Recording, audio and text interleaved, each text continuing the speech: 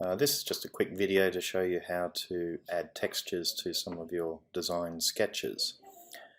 The first thing I'm going to do is use the magnetic lasso tool. If you hold down here, you can select it in this menu. Once we've got that, let's get rid of that one.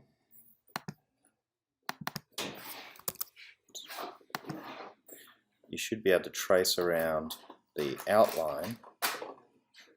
In this case, I'm getting that large part of the dress at the base. And this is just so I isolate it from the rest of the sketch. I can then copy it, and it's Control C or Command C, and put it on a new layer. I'm going to turn the layer of the dress off and lock it as well, so make sure I lock the dress layer. Actually, no, while it's turned off, it won't let you lock it. That's okay. On this new layer, I paste. Nope, it doesn't like that. So do that again. Command C. And now it's giving me the coral. Excellent. It's all going very well for me. Why didn't it copy? So I'll start that again. So it's not letting me copy for some reason. Oh, I've lost my selection, that's why. Alright, we'll start that again. Use my lasso tool, trace along the line.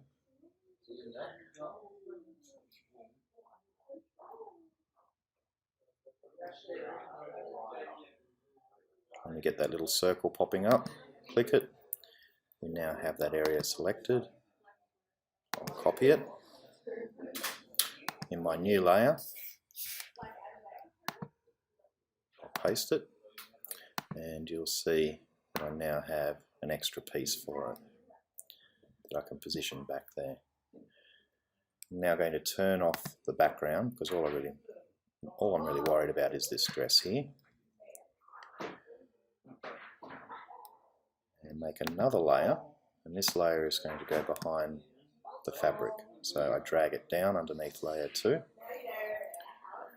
And on the internet, I've gone for a Creative Commons image, which is supplied in this case by Wikimedia.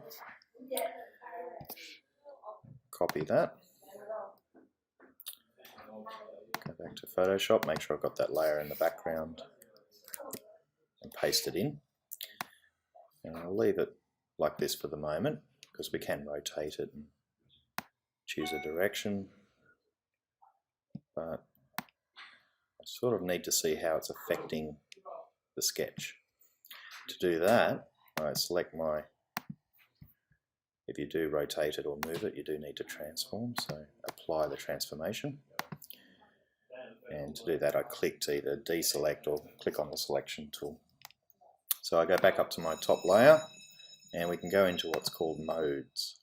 In this case, I'm just going to choose overlay, and you can see the highlight of this dress area utilizing the coral.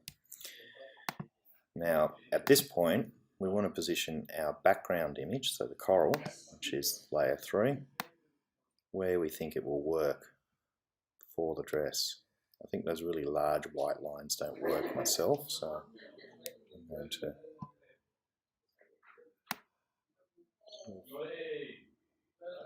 try and find a good direction with it.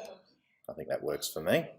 So again, if you deselect or go to your selection tool, it'll ask you to apply the transformation, and that's where I'll stop there. Now this is very important. You need to select the dress layer when you go to the magic wand tool. Select anywhere, and what that's doing is it's selecting everything other than the dress, because that's in reality transparent.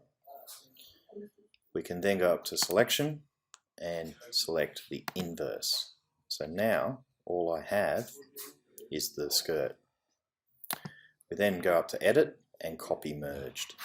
Copy merged means that we're grabbing the two layers at once. I then make another layer. I'm going to turn off these ones, and I'm going to paste. And you can see now we've got our coral texture. If I turn on the background layer again, we can now position that coral texture where it belongs in the dress. And using the arrow keys, you can move pixel by pixel. Sometimes using a mouse can be a little difficult. So there, I've added that coral texture into my sketch.